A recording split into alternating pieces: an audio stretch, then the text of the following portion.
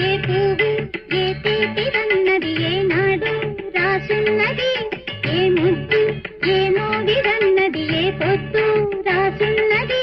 బంధాలై పెనవేయు వయసుకు అందాలే దాసోహమనగా, మందారం విరబూయు పెదవులు మధువులనే సరిచూడ